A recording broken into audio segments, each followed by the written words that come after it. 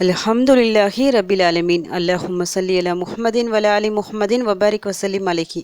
அஸ்ஸலாமு அலைக்கும் வரஹ்மத்துல்லாஹி வபரகாத்துஹு. வெல்கம் டு வாய்ஸ் ஆஃப் ஈமான். எல்லாரும் எப்படி இருக்கீங்க? நல்லா இருக்கீங்களா? அல்ஹம்துலில்லாஹ். அல்லாஹ் சுப்ஹானஹு வ தஆலா உங்களுக்கு நீண்ட ஆயுளையும் ஆரோக்கியத்தையும் வழங்க வேண்டும் என்று துவா செஞ்சு ஆரம்பிக்கிறேன். அல்லாஹ் சுப்ஹானஹு வ தஆலா மனிதனை ஒரு 2 காரணத்துக்காக சோதனைக்கு உட்படுத்துகின்றான். அதாவது கவலைகள், கஷ்டங்கள், வறுமை சொல்லிட்டு நமக்கு வருது பார்த்தீங்களா? அதுக்கு எல்லாத்துக்குமே காரணம் ஒரு 2 விஷயந்தான். ஒன்று, நாம் ஏதாவது தவறுகள் செஞ்சுருப்போம். நாம் செஞ்ச பாவத்தின் காரணமாக அல்லாஹ் நம்மை சோதிப்பான். ஏதாவது ஒரு வகையில் நம்ம சோதிப்பான். அப்போது எப்போ சோதனை வருதோ, ஏதாவது ஒரு கஷ்டம் வந்துச்சுன்னா ஃபஸ்ட்டு நாம் சிந்திக்க வேண்டியது, நாம் ஏதாவது தவறு செஞ்சோமா சொல்லிட்டு அல்லாஹ்விடம் அதிகமாக தௌபா செய்யணும். இன்னும் ஒரு 2வது காரணம் சொன்னல, 2வது காரணம் எதற்காகனா, நம்முடைய அந்தஸ்தை உயர்த்துவதற்காக. அதாவது நம்ம எந்த தவறும் செஞ்சிருக்க மாட்டோம். அல்லாஹ்வை டெய்லியும் வணங்கி கொண்டு, குரானை ஓதிக்கொண்டு நல்ல ஒரு நிலையில தான் இருப்போம். பரிசுத்தமான ஒரு உள்ளத்தோடு தான் இருப்போம். இருந்தும் நிறைய சோதனைகள், பிரச்சனைகள் வந்து கொண்டே இருக்கும். நமக்கே புரியாது, ஏன் இவ்வளவு சோதனைகள் வருது, என்னதான் செய்வது சொல்லிட்டு. அதற்கு என்ன காரணம்னா, அல்லாஹ் நபிமார்களை எப்படி சோதிச்சான்? நபிமார்கள் என்ன தவறு பண்ணாங்க? தவறு செய்யவே இல்லை. அல்லாஹிற்காக வாழ்ந்தார்கள். இருந்தாலும் அவர்களை சோதிச்சான். நல்லடியார்கள் அதிகமாக சோதிக்கப்பட்டனர். சஹாபாக்கள் அதிகமாக சோதிக்கப்பட்டார்கள். இப்போ அந்த ஒரு நிலையிலையும் நம்ம சோதிக்கலாம். அதாவது நம்முடைய அந்த தரம் உயர்த்தப்படுவதற்காக, நமக்கு நல்ல அந்தஸ்து வழங்கப்படணும், நம்முடைய கணக்கில் இன்னும் அதிகமான நன்மைகள் கூடணும் என்ற ஒரு காரணத்துக்காகவும் அல்லாஹ் நம்மை சோதிப்பான். அதனால 2 காரணம் இருக்கு. ஒன்று, நாம செஞ்ச பாவம், இன்னொன்று நம்முடைய அந்தஸ்து உயர வேண்டும் என்ற ஒரு காரணத்துக்காக தான். அதனால எந்த கஷ்டம், எந்த பிரச்சனை வந்தாலும் சரி, ஏன் அல்லாஹ் என்னை இப்படி சோதிக்கிறான்னு சொல்லிட்டு நொந்துடக்கூடாது. நமக்கு வருகின்ற ஒவ்வொரு கவலைக்கும், ஒவ்வொரு கஷ்டத்துக்கும் பின்னாடி நம்முடைய ஒவ்வொரு தவறுகள் மன்னிக்கப்படும். சின்னதாக நாம் மனசை வருந்தி ஒரு சின்ன ஒரு தலைவலி வந்தால் கூட சரி, அதன் காரணமாக நம்முடைய பாவங்கள் மன்னிக்கப்படும். இந்த உலகத்தில் எந்த சோதனையோ கஷ்டமோ வராமல் இருந்தால் தான் நாம் பயப்படணும். ஏன் நமக்கு எதுவுமே வரலை சொல்லி. ஏன்னா மொத்தமாக சேர்த்து அல்லாஹ் பிடிச்சிருவான். அதனால சோதனைகள், கஷ்டங்கள் வந்தால் கவலைப்பட வேண்டாம்.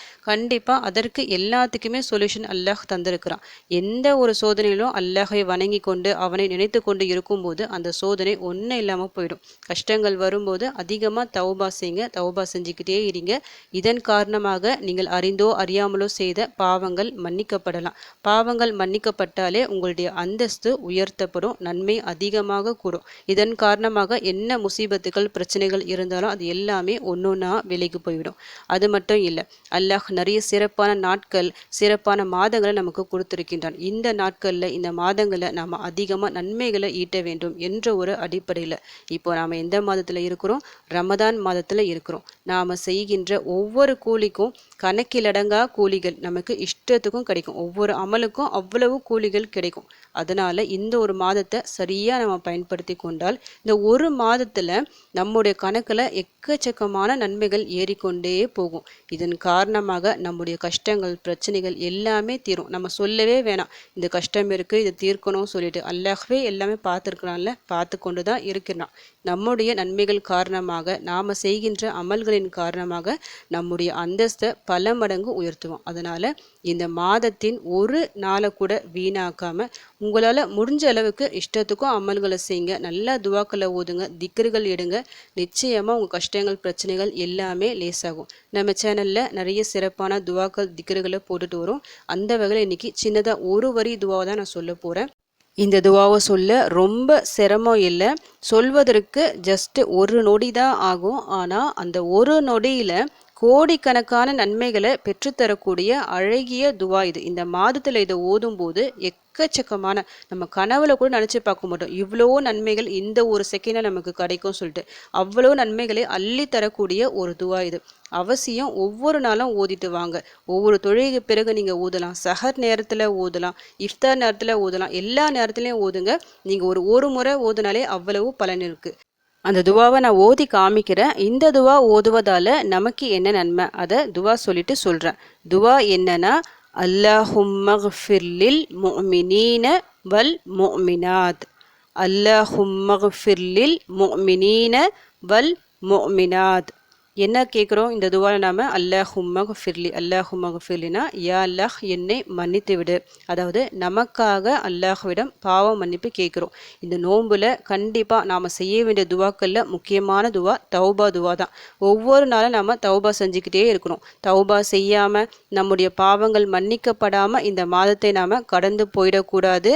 அல்லாஹ்வின் சாபம், ஜிப்ரில் அலைஹிஸ்ஸலாம் அவர்களின் சாபம், நபி ஸல்லல்லாஹு அலைஹி வஸல்லம் அவர்களின் சாபம் நமக்கு கிடைச்சிடும். அது என்றைக்குமே நமக்கு நடக்கக்கூடாது. அதனால் டெய்லியும் தௌபா செஞ்சுக்கிட்டே வாங்க. இந்த துவாவில் நாம் அல்லாஹும்ம ஃபிர்லி சொல்லிட்டு நமக்காக தௌபா செய்கிறோம். அதுக்கப்புறம் என்ன கேட்குறோம்? மோமினீன வல் மோமினாத், அதாவது மோமினான ஆண் மற்றும் பெண் யாரெல்லாம் இருக்கிறாங்களோ இந்த உலகத்தில் அவங்க எல்லாருக்காகவும் நாம் இந்த துவாவில் பாவ மன்னிப்பு கேட்குறோம். இப்போ இப்படி கேட்பதால் நமக்கு என்ன நன்மைனா, அந்த ஒவ்வொரு மோமினான ஆண் மற்றும் மோமினான பெண்களின் எண்ணிக்கை அளவு அல்லாஹ் நமக்கு நன்மையை எழுதுவான். ஏன்னா நம்ம இத்தனை தான் சொல்லிட்டு கணக்கிட்டு சொல்லலை, பொதுவாக நம்ம சொல்லிட்டோம். மோமினான ஆண் மற்றும் பெண் இவங்க எல்லாருக்கும் பாவ மன்னிப்பு நம்ம அல்லாஹ்விடம் கேட்குறோம். பொதுவாக நாம் துவா செய்யும்போது நமக்கு மட்டும் எப்பவுமே துவா கேட்கக்கூடாது, பிறருக்காகவும் துவா செய்யணும். நபி ஸல்லல்லாஹு அலைஹி வஸல்லம் அவர்கள் நமக்கு அப்படி தான் கற்று தந்திருக்கிறாங்க.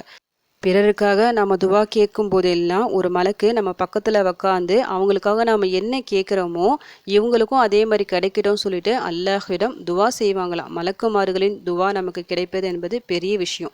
அது சாதாரணமாக நமக்கு கிடைக்குதுன்னா மற்றவர்களுக்காக நாம் துவா கேட்பதன் மூலம் அந்த பாக்கியம் நமக்கு கிடைக்கும். இந்த ஒரு துவா எத்தனை சின்ன துவா பாருங்கள், அல்லாஹும்ம ஃபிர்லில் மோமினீன வல் மோமினாத். அவ்வளவுதான், பார்க்கறதுக்கு ரொம்ப சிம்பிளாக சாதாரணமாக இருக்கும். ஆனால் ஆழமான கருத்துக்கள், இதோட பொருள் ரொம்ப ஆழமாக இருக்குது. நமக்காகவும் துவா கேட்டுட்டு பாவ மன்னிப்பு கேட்குறோம், மற்ற எல்லா மோமினான ஆண்களுக்கும் பெண்களுக்கும் பாவ மன்னிப்பு கேட்குறோம். எவ்வளோ நன்மைகள் ஒரு நொடியில் நமக்கு கிடைக்குது பாருங்க. எல்லா நாட்களும் இதை நீங்கள் ஓதலாம், எல்லா நாட்கள்லையும் ஓதுனாலும் உங்களுக்கு இதே நன்மை தான் கிடைக்கும். ஏன்னா எத்தனை கோடி மோமின்கள் இருக்கிறாங்க, அத்தனை கோடி நன்மைகள் நமக்கு கணக்கில், நம்முடைய கணக்கில் எழுதப்படும். இப்போ ரமதான் மாதம் பொறுத்த வரைக்கும் எப்படிப்பட்ட மாதம்?